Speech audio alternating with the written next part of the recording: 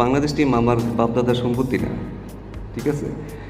এটা গত বছরের ডিসেম্বরে বাংলাদেশের সিনিয়র সহকারী কোচ হিসেবে নিয়োগ পেয়েছিলেন মোহাম্মদ সালাউদ্দিন।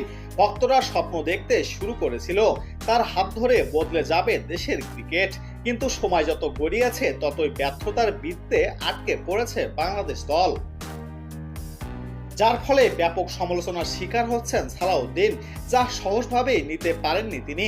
তাই তৃতীয় টি-20-র আগেই সংবাদ সম্মেলনে তিনি স্পষ্ট জানিয়ে দিয়েছেন, বাংলাদেশ দল আমার বাপদাদার সম্পত্তি না।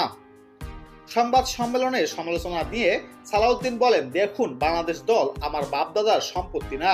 কেউ যদি এখানে ভালো না করে তার সমালোচনা হবেই, এটা স্বাভাবিকভাবেই নিতে হবে। ভালো করলে সবাই বাহবা দেবে। আমি দলের জন্য শতভাগ দিচ্ছি কিনা, নিজের জায়গায় সৎ কিনা, সেটা আমার কাছে মুখ্য বিষয়।